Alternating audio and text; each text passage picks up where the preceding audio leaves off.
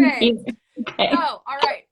Hi, everyone, and welcome back to the True Grit podcast. I am your host, Rachel Grit. We are on episode 4, and today I am very excited about our guest. This is Lacy Estelle. She is a fellow ADHD-er, which near and dear to my heart. She is a podcaster over at an ADD Woman podcast. So definitely go check her out, as well as the owner and founder of the Woven Agency. So hi, Lacy. I am so glad that you are here. Did you have an okay time getting on the live? Yeah, it like told me that you requested me join it, and I clicked that, but then it like didn't automatically let me in. It made me still like request to join. So, but yeah, it's okay. I'm here now. You can hear me okay, good? Yes. Yeah. Can you hear me okay? Great. Yeah. Perfect. Awesome. Amazing. So, okay. Just a couple quick housekeeping items here before we really launch into the meat and potatoes of our interview here. We are going live here at the True Grit podcast every Saturday at 1 p.m. Eastern Standard Time. I will be then publishing the podcasts on Mondays out to the different podcast platforms on YouTube. All that good stuff. You can head over to the link in my bio where you can sign up for email blasts to get the podcast emailed directly to you. If you would like to be a guest on the podcast, you can sign up to do that there. So definitely make sure you head over to the link in my bio and check out all those good resources. If there is someone that you know who needs to hear this episode, please do me a favor and share it on your Instagram story, on Facebook, in an email, wherever. All of the things are good. So Lacy, I am super excited that you are here. So tell us a little bit about yourself. Let's do a super quick little bio and tell us who you are.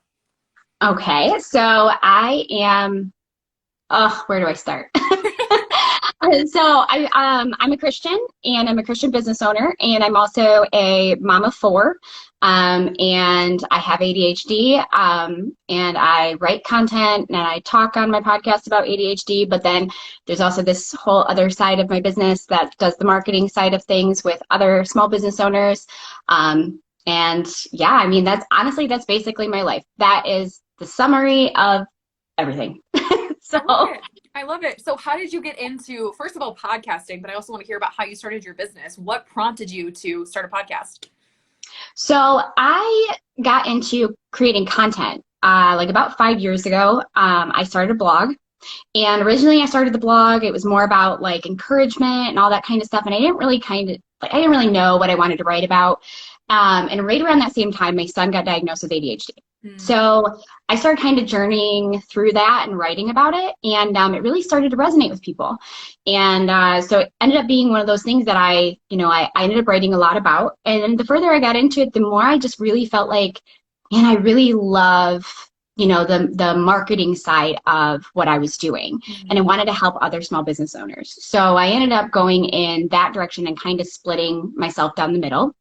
I started the podcast because a couple years ago, another ADHD or ADD content creator had been creating content on ADD for like 7 years, but she was like, I'm just tired of it, and it's not really my thing anymore, and she wanted to move into a different space. So she was asking if anybody wanted to purchase her blog.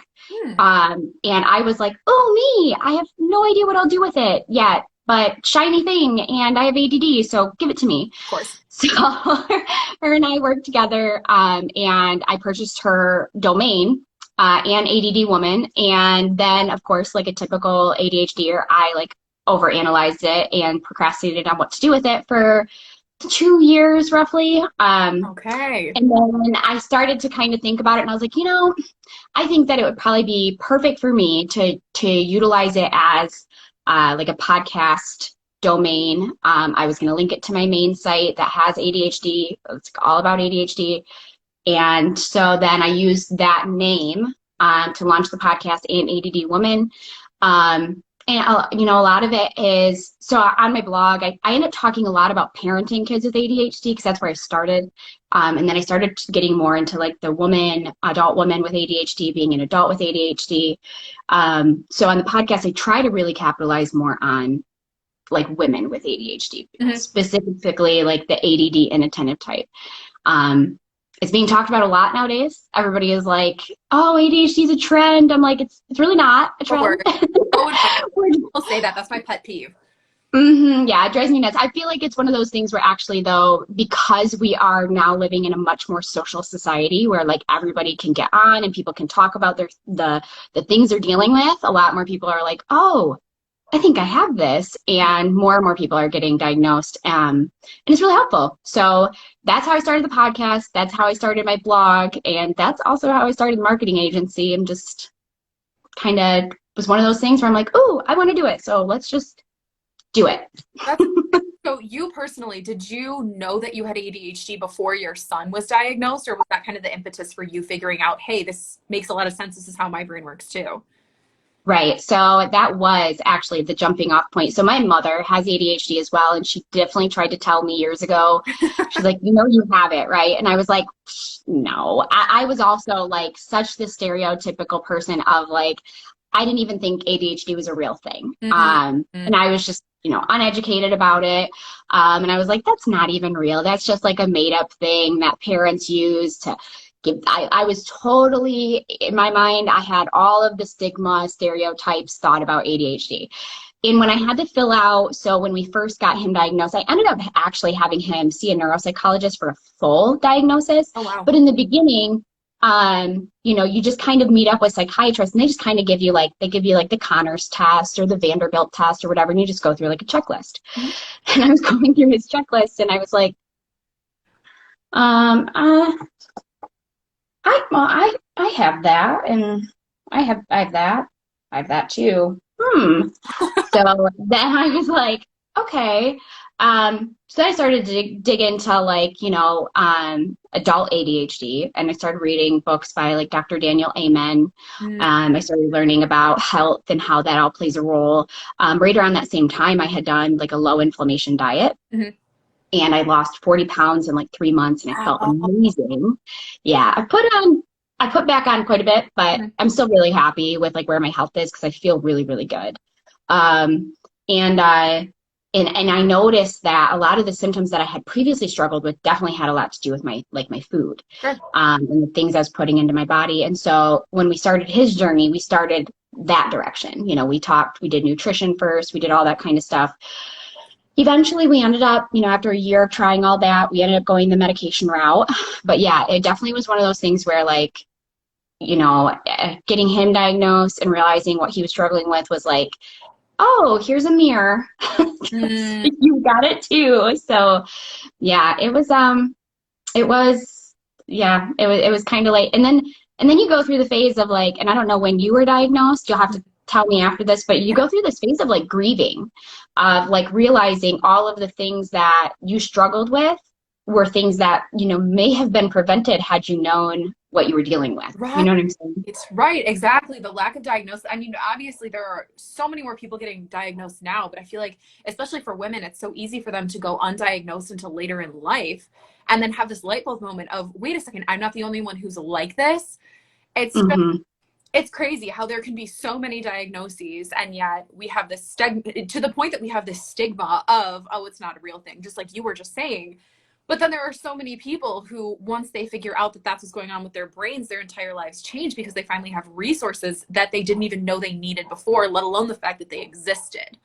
So yeah. So it's a huge thing. I personally was diagnosed. I think I was diagnosed at like age 7.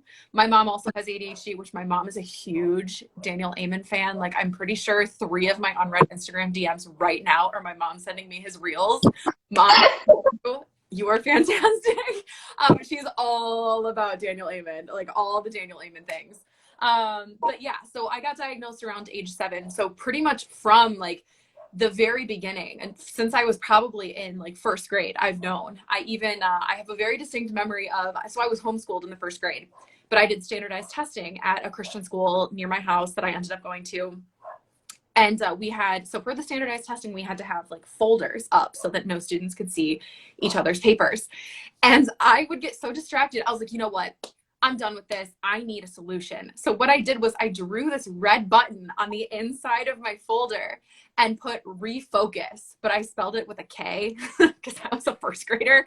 And I would like physically push this refocus button whenever I would get distracted. So like from the beginning, my mom was like, strategy, strategy, strategy. Mm-hmm. Corral your brain. How do we teach you how to do this? Because she didn't have that same thing. Her mom didn't know what ADHD was when she was growing up. So she was so intentional about providing all these resources to me that I'm so incredibly grateful to her for that. So I'm very fortunate that I was diagnosed very, very young. And I feel like that's been, you know, a huge plus for me. So we are going to be talking today about creating a growth mindset when you have ADHD. But before we dive into that, I have 2 questions for you.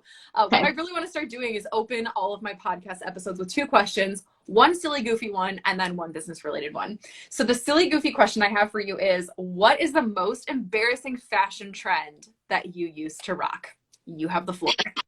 I was just reading this question and I had this question asked to me, I don't remember when, like last year or something. And I was like, the velour jogging suits that we all wore in like the early 2000s. I don't know how old you are, but I'm in my 30s. Mm-hmm. And like the they were like mom style, like and like I see like I kind of started to see some of them coming back and I'm like, no, I will not do it. I refuse. Resist the urge to pull it out of your closet. Yes, I look at him and I was like, what were we thinking? Why did we think that like a velvet style jogging outfit, like any of us were actually going to the gym in that thing? Like nobody was. But yeah, I like detest them now. They look hideous to me, but it's definitely one of those things that like it's either that or I never wore like the Canadian tuxedo, which is what I hear a lot of people say, you know, the jean jacket and the jean pants and all that stuff. But yeah, those velour jogging outfits, man, no, not flattering. Definitely a marked moment in fashion history. I was never able to have one of those. My parents were like, you do not need to spend that kind of money on things you put on your body. But for me, it was more of an attempt. I was never able to pull it off. I was definitely a scene queen wannabe. And I wanted like the hair, like the puffy hair, the eyeliner, like the full everything. But number one, I have the world's thinnest hair. I've got a lot of it, but it's ridiculously thin and it does not tease well. Number 2, I went to a private Christian school where you could not have skunk stripes in your hair. There was one girl who went to my high school who had like the perfect like poof. And she actually on Facebook, I like posted a picture one day. I was like, guys, should I do my hair like this? And she commented and was like, just so you know, it's like a lot of work. And so that was the end of my dreams of being a scene queen. So it never came to fruition, but I sure tried. I tried. Oh my God. Did you see, there was a trend just recently of like a girl, probably like close to our age, who was like me in 2004 getting ready to get on the bus, and she was total scene, and she had like the bangs combed to the side and the poof in the back, and she had like a shirt, a specific kind of shirt on or whatever, and this other girl who was like clearly like more like a preppy style or whatever was like, cute shirt, and she's like, thanks. I had friends. I definitely had, I was never into the scene stuff, but I had friends that like did it all. And all I could think in the morning, cause like I had ADHD and I was undiagnosed. And I talked about this on my own podcast where I said, you know, I couldn't get ready in the mornings, like ever. So I was always like messy bun, sweatpants kind of style. Somehow I was popular, but I always looked like a bum. And those girls that had the scene hair and it was always like perfect and hairsprayed. And I was like, how early do you get up to do that? Oh, I know. In reality, if I had ever actually accomplished it, it probably would have lasted for about a week and a half before I would have been like, that's too much. Is it worth it? I don't think it's worth it. I did really try hard on the eyeliner thing, though. I actually have a very distinct memory of my mom trying so hard not to laugh at my dad, who was in the process of yelling at me for wearing too much eyeliner. And this man, my dad is an engineer. He is very like put together, kindest man in the entire world. He's very clean cut. And this man is going, you think you're all in the hood like April Lavigne? And I'm like, And my mom just like, I see my mom going behind her laptop, just like trying not to laugh. He thought for sure her name was April Levine. And that's, so to this day, she is April Levine in our house. Oh, that's great. That's so great. To kind of corral back now. So my second question for you, what is the most indispensable tool in your business right now?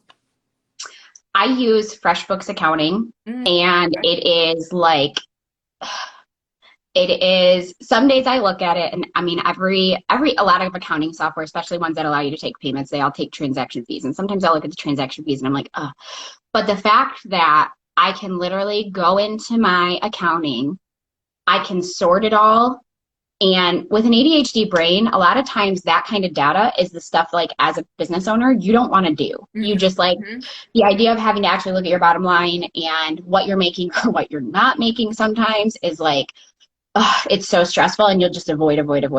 But FreshBooks makes it like literally so easy. And I see a lot of people that are like, oh yeah, I use QuickBooks Online but I don't know if it's like the color of FreshBooks or like the appeal of it, because it literally, they have it designed so that it looks like similar to like an actual file system. Okay. So like when you pull up like an expense sheet, it looks like it's got a little paper clip on it. You could put like an image there. I can put my own branding right on my invoices, which I have, and I can send the invoices. I can click how I want them to be able to pay. You know, somebody tells me they like, because they actually, a lot of times people want to do, larger companies will want to do like a electronic check, you know, an ACH transaction. And I actually will prefer that because it's only a 1% transaction fee for them to do something like that.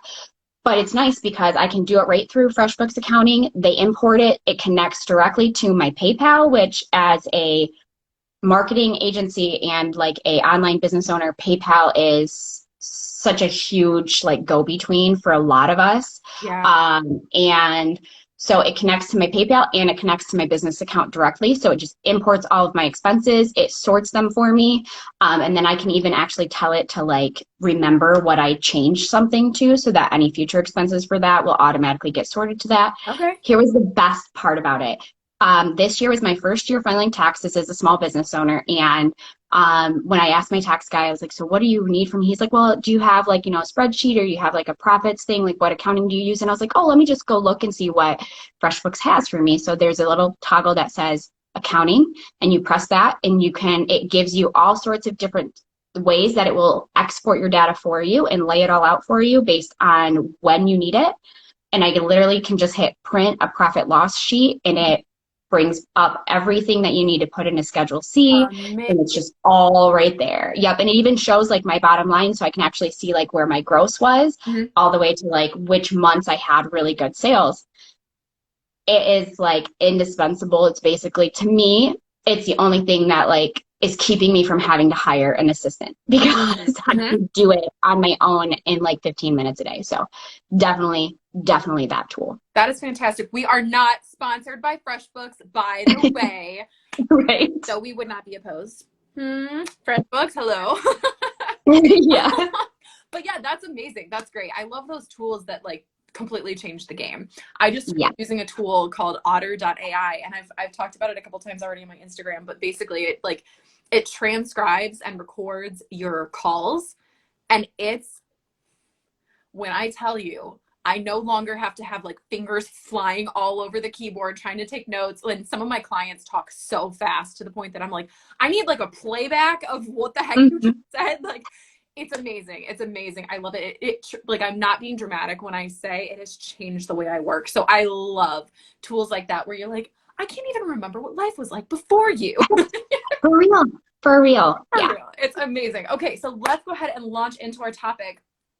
So we've kind of talked about your background. So how did you kind of go from, I know you said that when you started blogging, you just liked, you know, the marketing side of it. How did you make that leap from, hey, I kind of enjoy doing these tasks specifically, to I'm going to turn this into an entire business to stand on its own? So I liked it a lot. And I actually, I I got added to the Christy Wright Facebook group, and I don't know if you're familiar with who she is. She's No. a Dave Ramsey personality, Oh, okay. and she specifically helps women launch their own small businesses. And somebody had recommended her book to me or something, and I got added to her group online, and I was noticing there was just a lot of women in there asking questions about websites and needing help with that and needing marketing help. And I was like, man, this is really what I want to do.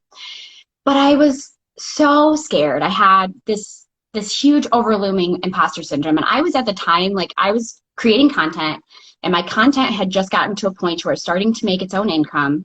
But I was still working a day job and I was a single mom. This was before I got married. Okay. And I was just like, there's just this such part of me that was like, I want to do this, but if I do it, is this just going to be like another project? Right. You know what I'm saying? Like, because when you have ADHD, you start so many things and then you feel like you don't complete them, right? So I was like, is this just one of those things where I'm just chasing something that's not actually going to grow me?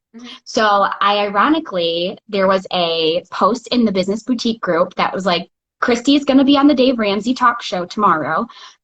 Is there anybody on here that wants to ask her questions about your business and yada, yada, yada? And I sent a message to it and was like, I'd really love to talk to her. This is my question. This is what I'm dealing with. And I'm just worried about money and structuring. Well, they took it and they wanted me to come on the show. Oh, wow. So yeah, so I called that day at like 4:00 and I talked to her and I talked to Dave and they were like, you know, if you're going to do a marketing agency, your job is to make these small businesses money. And if you're helping them make money, then why wouldn't that be valuable? You know, and if you know you can do it, which I knew I could, because I had spent the last, 3 or 4 years learning how to do it for myself.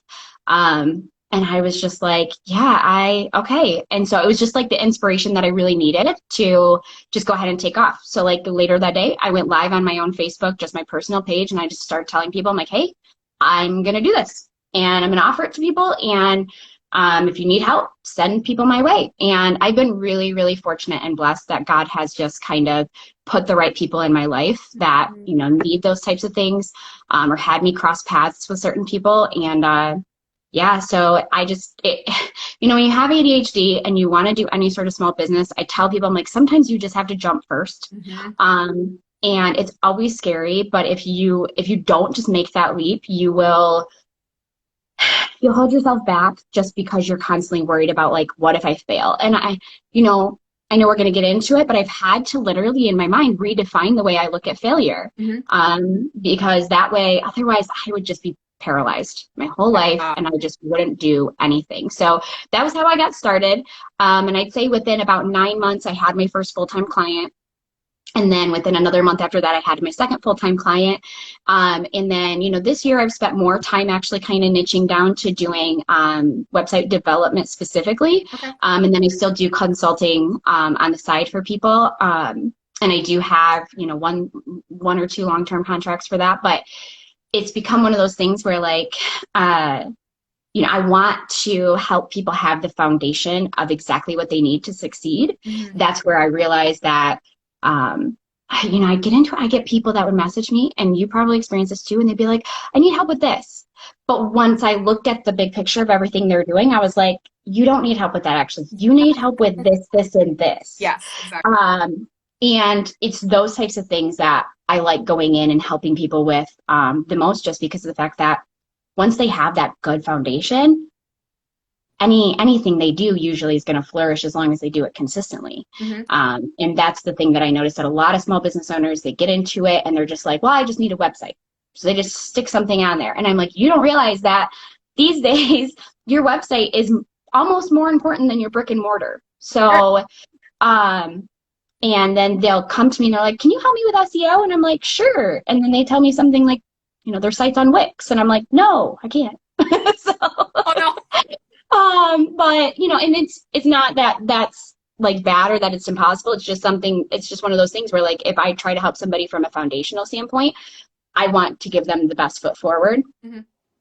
So yeah, so that's how I really was like, I'm just passionate about watching other women be able to grow and thrive. And one thing that I noticed, I had a coach tell me at one point, she's like, if you notice that when women like us get into small businesses, we don't usually get into it just because we think to ourselves like, oh, I want to make a bunch of money, or I want to do all this or whatever. Mhm. Or I mean, sometimes it's I want to provide for my family a good life. Absolutely. But a lot of it is also, I want to be able to impact change. I want to be able to give back to my Mhm. community. I want to help I know for me, I have a huge heart for single mothers Yes. because I was one for so long. And so I'm like, I want to be able to like help single moms if they need it. And so because of that, I'm like, I really do feel like it's, beyond just talking about ADHD and helping women to have validation in themselves. I feel like that's definitely one of those positions that God's called me to, but he's definitely also called me to try to help these women that want to impact change in their communities, help their businesses flourish so that they can. Absolutely. Yeah, and that's such an important and I feel like underhelped demographic. I mean, I just started my journey into single motherhood a couple of months ago, and already it's like I'm very fortunate that I've had an incredible support system. But what about the people who don't? I had Mm-hmm. with my lawyer a couple of days ago and had to line up childcare, and I'm so fortunate that I'm able to find childcare the vast majority of the time, and the court was running behind, and I was sitting there Mm-hmm. talking to my lawyer, and I'm like, what if I had to take off work and pay for a babysitter, so I'm losing money in two different areas, and the court is now running behind? What about Yeah. those people who don't have the resources that I do? And I really have developed a heart for this demographic as well. And I actually didn't know that you were a single mom. So can you tell me a little bit more about your journey there? Yeah, so I became a mom really young. I always say really young, and then everybody's like, well, it's not that young. I was 19 when I had my first son, but I was only 19 by 3 days. And I was in a relationship that was really, really unhealthy. And I was in and out of that relationship for the following like 11 years. There's actually a show on Netflix, and me and a few of my girlfriends were just talking about it last night, and they were like, oh, have you watched Maid? And I was like, I can't watch that show Um, yes. because it's like a big PTSD trigger for me. Because, I guess it's mainly about her being a single mom and having to deal with like a very violent ex-boyfriend or ex-husband or whatever he is. And so for me, I spent, the first 5 or 6 years of my motherhood journey, and just like even really kind of like my adult life. Mhm. I look back in my 30s now, I'm like, I wasn't really an adult, like I Yeah. was, but it was one of those things where I was like floundering and everybody's kind of figuring themselves out. Um, and again, I was the same way. I had a really great support system. I was really grateful. I had really awesome, generous parents. And I even had just like friendships from people that just came alongside me. But I went through a time in my life where, I was living at poverty level. I remember getting to a point where I actually had moved out on my he's my ex-husband now.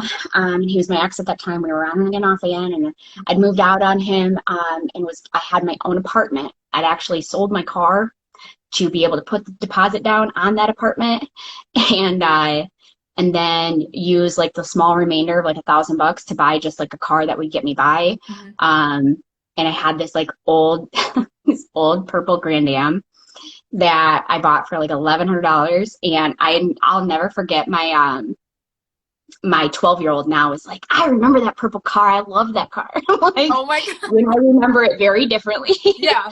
But I used it to put a deposit down on an apartment, just so I needed to get away from him. But one of those things is like with those types of relationships that a lot of people don't understand is they have an addictive nature to them. Mhm. And so, but I just remember like sitting, I was like 7 months pregnant with my second son when I was able to move out. And then the story gets even more complicated from there. But during that point, I feel like that was when I really started to kind of like assert my independence and like recognize that I could do things on my own, even if I wasn't doing them to the best of my ability yet. And so I moved into this apartment, and I remember I had a broken futon and a TV that sat on the floor, and my bed. Mhm. I did have my son's crib, and then I had a friend of mine who lent me her toddler bed, so that I had another bed for my older son once my other son was born. Mhm. And I just remember sitting there and crying because,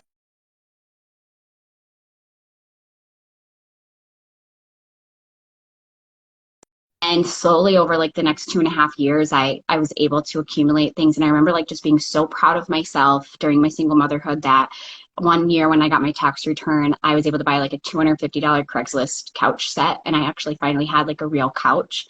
And it was just like those small milestones during all of that that really helped me to rebuild my self-esteem.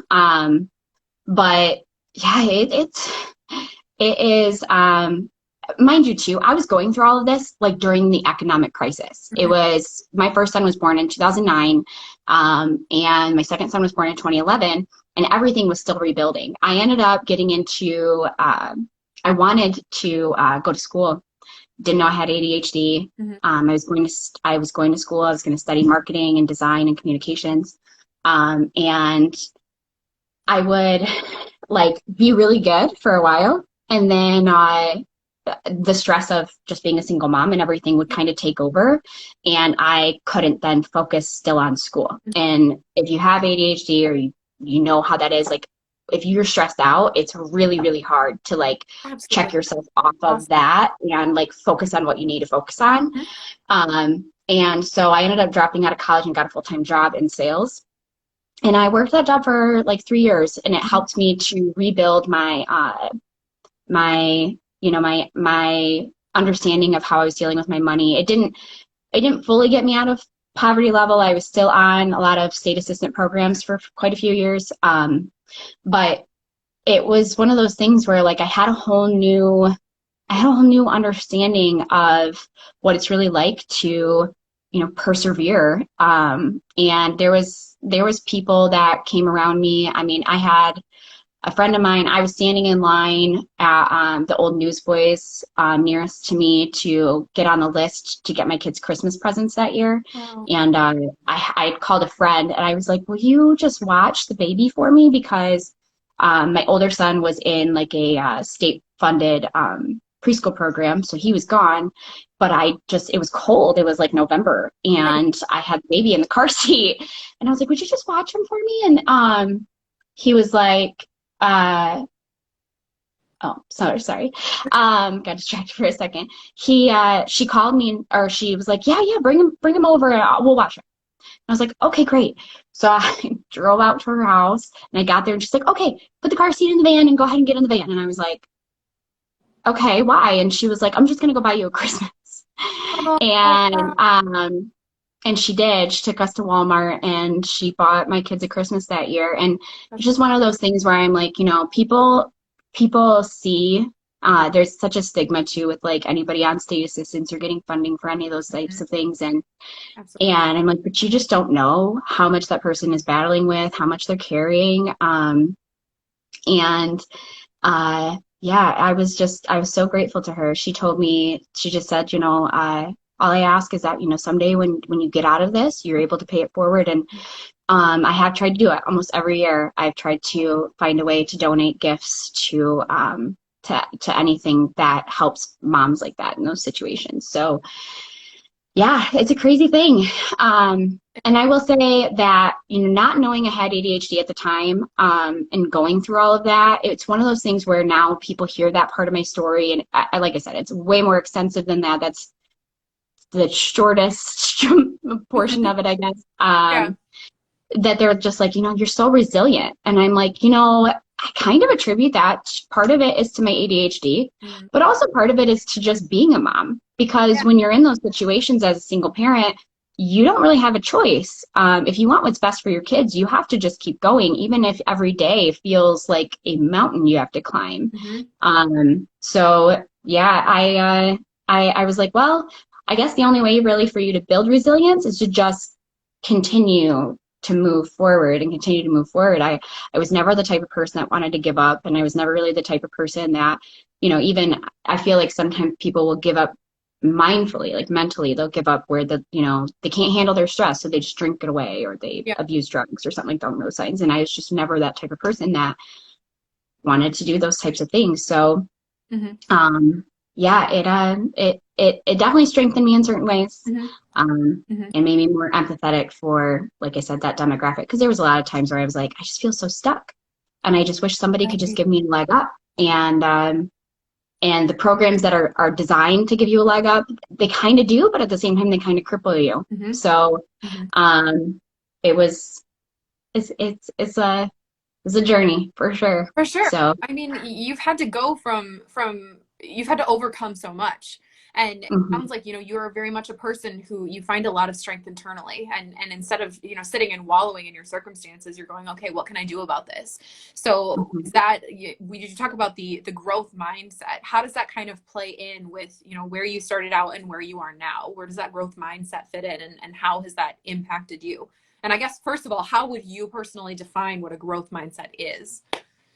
So I think that a growth mindset is recognizing that progress is more important than perfection. Mm-hmm. And when I first got into doing content marketing and learning about blogging and writing and stuff, a lot of the things that the mentors would tell us, is done is better than perfect. Mm-hmm. Don't overthink about it. Pressing publish on one of those first pieces of content always makes you sweat. Almost everybody immediately is like, oh my gosh, I have imposter syndrome. And not necessarily, they don't always recognize they have imposter syndrome. They just always go, what if somebody just reads it and thinks that I'm a liar or I'm a fake, or everybody freaks out. Those And anxieties are so loud too. Like, oh why yeah. are those the thoughts that are the loudest? It's so frustrating. And I feel like one of those things for me was, um, being able to shift from a perfectionist mindset where, especially when you have ADHD, you can get so stuck on, oh my gosh, if I don't get it right the first time, then it's not even worth doing. Or if I don't, and I feel like TikTok talks about this a lot, they don't necessarily recognize that it's an ADHD thing. And I'm sure it's also probably like an anxiety thing or anything like that, especially probably PTSD too. Mm-hmm. If you've got trauma in your history, if you're not good at it right away, then it's not even worth trying ever again. Mm-hmm. And that's just, for me, I think I got to a point where I was like, that's just so silly. And when I looked back on my life and like all of my younger single motherhood, and I got to a point to where I actually moved my kids from that apartment and we rented a house in a small town further away.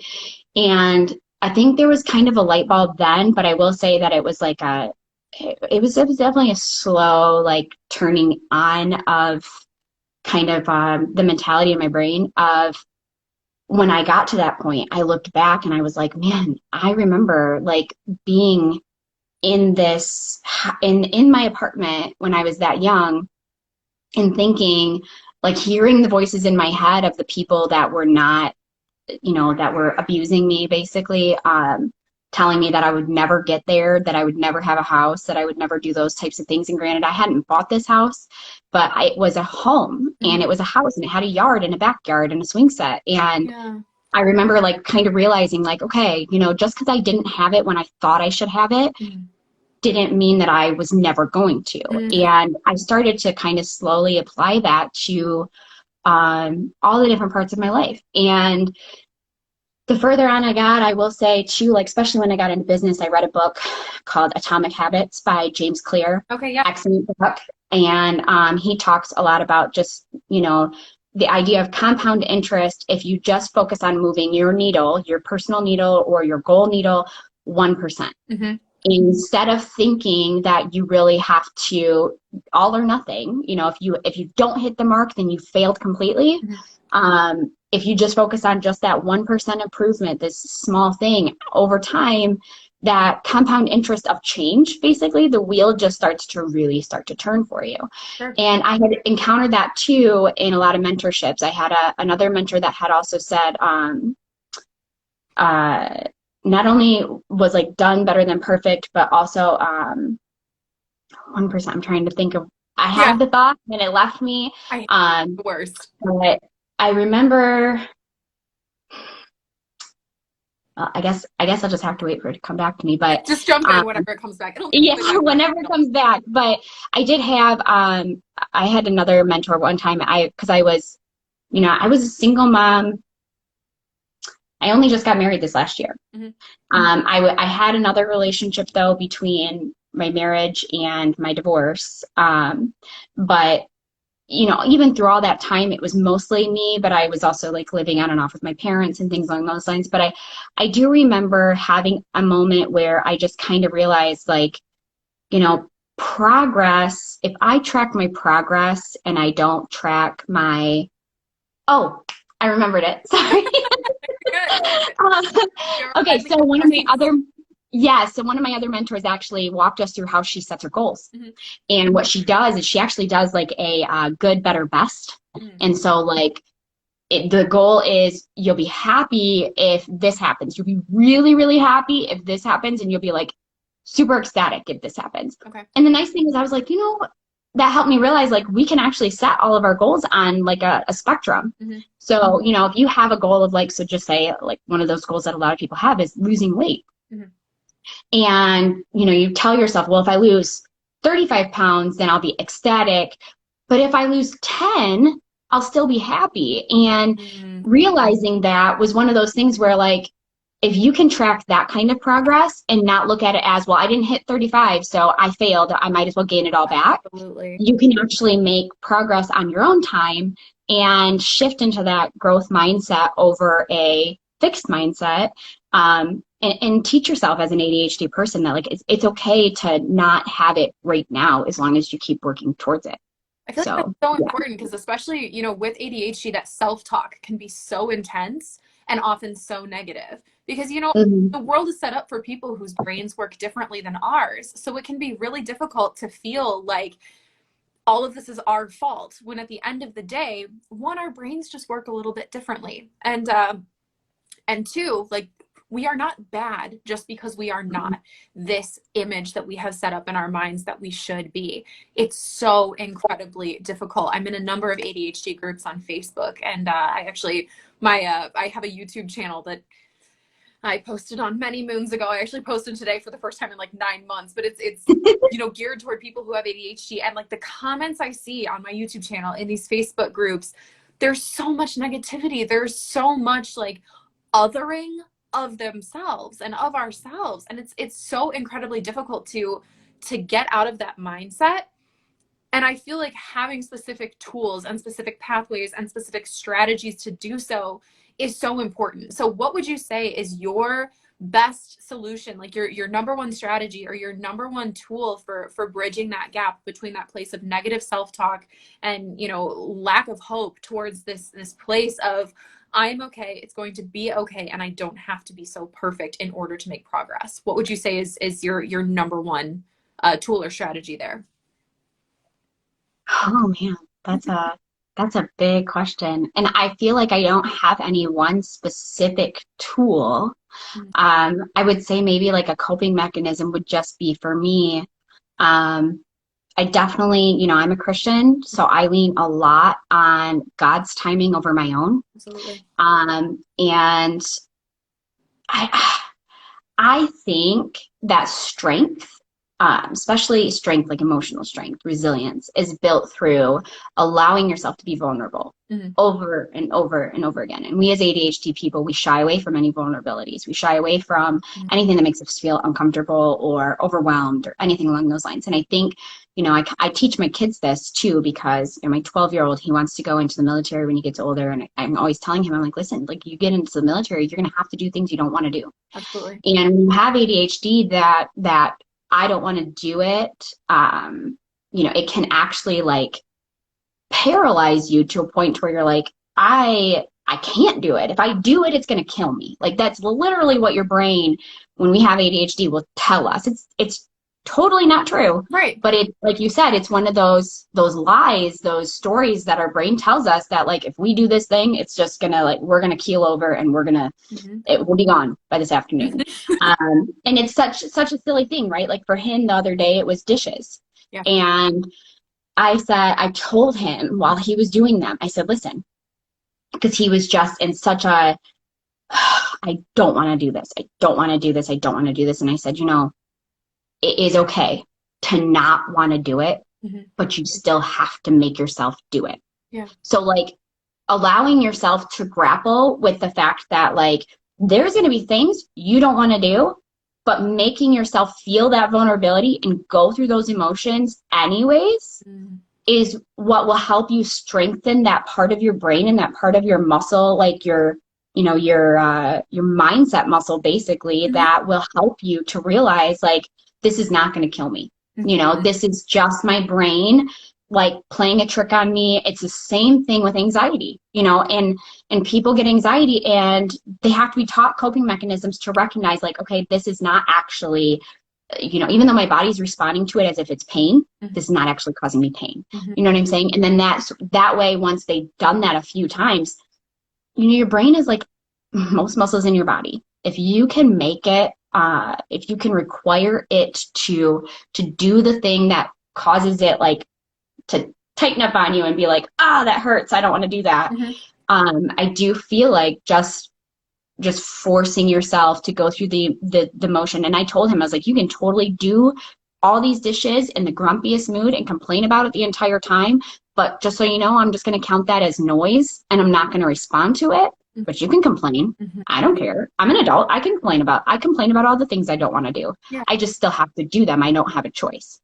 And so I would say that as far as like a mindset tool, but it's hard. It is hard to do, especially when you're only accountable to yourself, because you know, you'll be like, I don't want to clean up my closet, so I'm just not going to do it.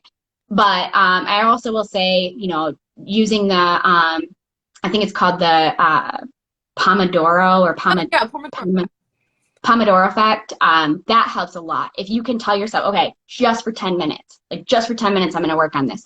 Because I feel like a lot of us too, with ADHD, you have this time blindness problem where you don't feel time. I just had to ask my husband yesterday. I was like, hey, I have to be somewhere by, 5 o'clock. What is the latest time I should get in the shower?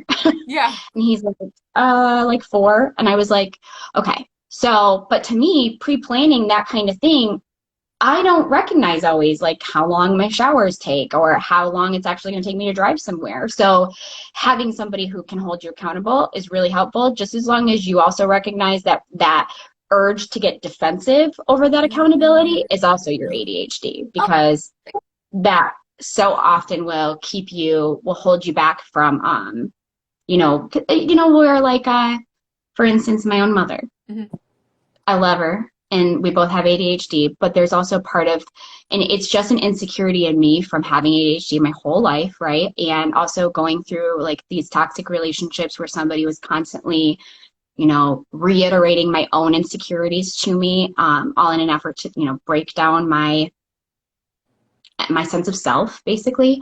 So anytime she would do something like, so for instance, if I've got everything in order that day and I've got the kids' backpacks are ready to go and we're ready to go when we were living together, she'd be like, oh, did you remember to put their blah, blah, blah, blah, blah in their backpack?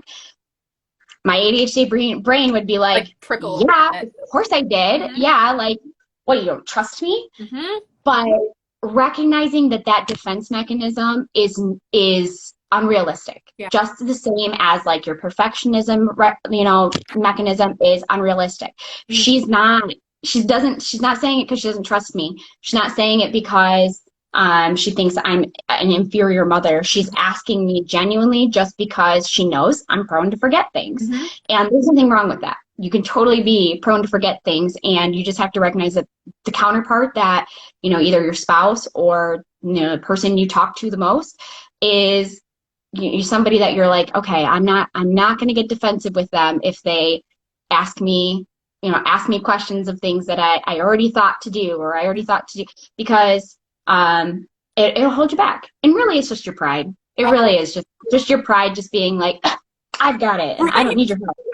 We have this idea in our heads of these people that we want to be, and we hold ourselves to that so tightly that, someone kind of calling you on the fact that you're not can make you prickle a little bit. And I feel like it comes back to this concept of grace. I mean, as believers, grace is just this hugely important concept to our faith. But I feel like it so applies here, where, just the idea of validating feelings, like you said, fun, like, it's okay for you to be mad about this. It's okay for you to grumble and be really upset and not want to do it and be verbal about it. That's fine. Giving him the permission to do that, like, I feel like that takes such a weight off of your shoulders, because, even like, I feel like there's this like societal idea, we're getting away from it now, which is great, but there has been the societal idea of like, children need to essentially be little adults, and they need to, if they're going to do something with a bad attitude, then you might as well not even do it, because your attitude is everything. And we're taught to be confined in these in these pathways of behavior and thought and conduct. So when you're, you know, a little kid who doesn't understand why it's so much harder for you than everyone else, that's breaking. And then those little kids grow up to be adults like you and me. And I find myself even now being so hard on myself. So the idea of giving myself grace to be upset, to do it not with a good attitude, as long as I'm not hurting someone or being rude to someone, it's okay. And then that grace can then extend to, you know, when like your mom is asking you, did you do this? That's something that my soon-to-be ex-husband would always, somehow he always knew the thing I had forgotten to do, and he would call me on it. And I was always like, oh, like, it's so frustrating because it's like, yes, I'm mad that I forgot to do that. And I'm even more mad that you knew that I forgot to do that. So just extending that grace to ourselves, extending that grace to our kiddos, extending that grace to the people who at the end of the day are really trying to come alongside us. It's just a beautiful thing. And it goes back to paint this picture of Christ where, you know, grace is everything. It is absolutely everything. And it's so beautiful and just makes the world a better place. It's not, you know, coddling. It's not, oh, just giving people an easier time. It's not making excuses for things.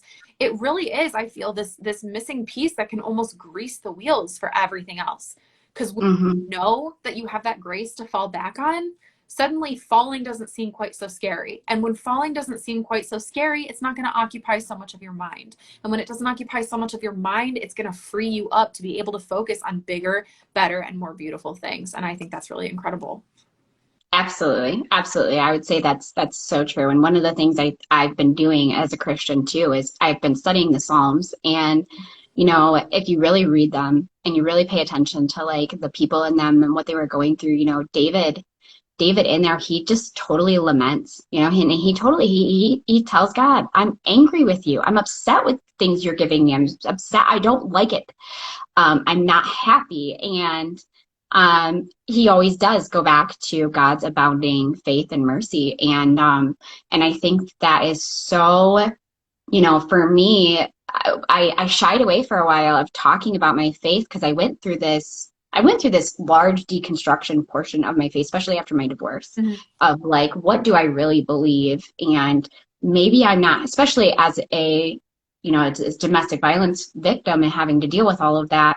It was I resonated a lot with a lot of the things that the feminist agenda was saying and the patriarchy and basically I felt like the whole society of my belief system had, you know, built me up to believe one thing about my marriage would be great. And then it wasn't. And I got divorced and I was devastated. And I questioned a lot of my beliefs, but I also go back to thinking especially how all of those things tie together too with my ADHD, because having ADHD and also being like a small business owner, single mom, all those things, you know, came together to form this identity that I had built in my mind of who I was and what was expected of me. And because of it, and because I was always going to fall short, not just because I'm human and we're fallen and that's part of our lives, but also just because for some reason, everything was harder for me. So it was definitely one of those things where like, when I really came back to my faith and I reaffirmed my faith in Christ and I really feel like he just wrapped me in like the world's biggest hug, and it was just amazing. You know, studying those things and hearing from other people that, you know, that we know from the text that God loved them and they felt that love, but that they also could still feel these emotions that, you know, we often will say, oh, well, that's not okay. You know, you can't be upset about it and you can't not like it. I mean, and that's just where I'm like, you know, we as ADHD people, that's where our self-esteem ends up going wrong, because you know, just because we're frustrated, especially when we're kids, or because, I mean, my dad even, and bless his heart, he did not obviously mean for this to impact me in such a way, but he called me out. Like my senior year of high school, I was struggling, maybe it was my junior year, struggling massively with school. But of course, French class, easy for me. And he was like, well, I think that's because you like French class and you don't like these other ones. I was like, well, yeah, but how come everybody else that doesn't like these things can make themselves, you know, at least get a decent grade in them, and here I can't. And because that was this internal voice I was telling myself, I was almost like, God, why did you give me this brain? This brain sucks. It's not fun.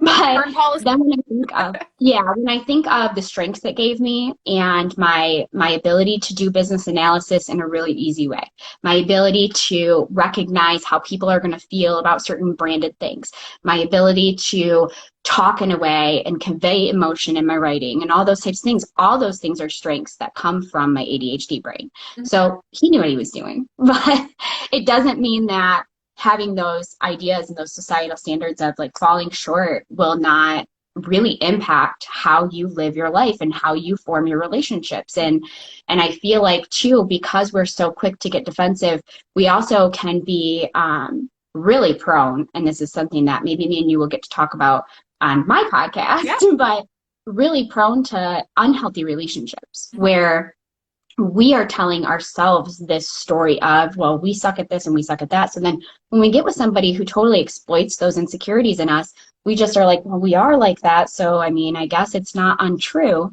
But we don't realize, like, I love my children and I would never like capitalize on the fact on their faults or on the things they struggle with. I would never be like, you always do this. And so we can fall prey to accepting the love we think we deserve and being with somebody who only sees our faults, and Absolutely. what a mess that can cause. But yeah, I nowadays I love my brain. I love my ADHD brain. I love the strengths it gives me. I love how much fun it is to be in the marketing world, to do marketing for small businesses, to help small businesses and watch their growth. And I love when I meet with business owners and they're like, I just want to make my product and I don't want to do without any of that. And I'm like, yes, give it to me. I want to do all of that. Yeah.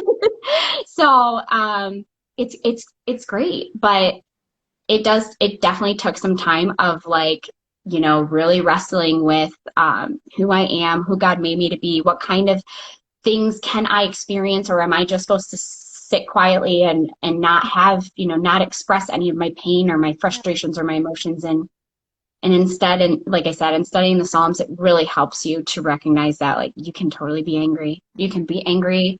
You don't have to be okay with everything all the time, and still deal with it, still cope with it, still handle it, and still march on. But that you don't have to be okay with everything. For sure. So Yeah. Something that a friend told me is that God is big enough to handle our anger. He's big enough to accept it, to take it, to do something productive with it if we're willing to give it to him. And that's been really impactful for me.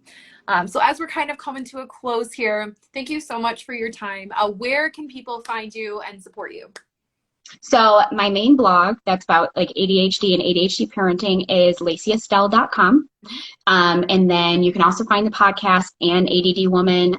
You can go to the website to find it, but you can also, the website and addwoman.com is the podcast website. You can find it on lacyestelle.com as well. And then as far as, everything else of the podcast is shared out onto all the major platforms, Spotify, Apple, all those things. I started off doing a new episode each week, but now I'm doing one episode every other week. Okay. So you can they can find me on there. They can follow me on there. They can follow me on Instagram. And if they want to talk to me also about like business stuff, right now I just do, people just message me. So just message me on Instagram. I'll respond to it, and I will talk to you through it on there. And if it's something that we should get together on, and I can help you, maybe I feel like I end up helping a lot of, female small business owners who have similar brains. Maybe they're not diagnosed with ADHD, but they're kind of all over the place and they just really need somebody to help them. Like, what exactly do I need to do? Yeah. That's kind of where I really shine. So if that's something that they relate to, then I'd be happy to talk to them about that too. Amazing. Okay. And my final closing question for you here is, what is one thing that you are absolutely loving right now? It can be a food, it can be a tool for your business, it can be a health product, it can be literally anything. What is something you are absolutely loving right now? So it's two things. Okay. It's my husband, because I'm a newlywed, and congratulations. Thank you. We're still in our first year of marriage, but he's just like everything I never knew I needed. So he's he's just wonderful. Then I would say the other thing is I actually just stumbled upon this tool, but it's if you've heard of it, you probably actually saw ads for it. It's called Motion. And it is a task manager. I was using Monday for a while. I really liked it, but it was a little overwhelming for my brain. But Motion allows me to schedule my tasks out, and I can I can play when I'm actually working on that specific task, and it will clock it for me. And then when I'm done with it, I can hit, just that I completed it. But here's the other really great thing, especially for us with ADHD. If I add all my tasks that day that I need to get done, and it basically tells me based on your deadlines, you can't get this one done, it just reschedules it for me, moves it right over for me. Yeah, all on my own. I can actually even hit like reorder tasks. When I go through, I can put soft deadlines on things and actually put like no deadlines that I just want to get it done within 1 or 2 weeks. And it will automatically, based on how long I've said all my other tasks will take, it will automatically push it to like the best day to work on it. Wow. Around my calendar. Yeah, it is really indispensable. And I can create specific projects for each client, which is definitely something I was using Monday for. Okay. And I can put all the tasks that I need to use for that project and deadlines on each of them, and it will stagger them out for me based on how long it will take me to do each task. I had Monday, and Monday did something kind of similar, but I had to actually manually set up all the automations to do that. Oh. Motion does it automatically. Okay. And it's cheaper, and it's simple, and it integrates right with Google Calendar, right? So I just started using it. I love it. So my husband and Motion. Okay. Okay. Amazing. Well, again, thank you so much, Lacy. This has been wonderful. I feel like we have a great connection. I've had so much fun talking to you. So we will definitely have to do this again sometime. Absolutely. So that is it for episode 4 of the True Grit podcast. So please make sure you are here live next week. We will go live next Saturday at 1 p.m. Eastern Standard Time. In the meantime, if you missed the podcast or you would like to listen to it again, it will be syndicated out to all of the major podcast platforms this coming Monday. So your Spotify, your whatever the other podcast platforms are, YouTube, all of that good stuff. To get emails, make sure you head over to the link in my bio, throw your email in there, and the podcast will be pushed out to you there. But yeah, make sure you're subscribed, and I will see all of you guys next time. Bye. Bye.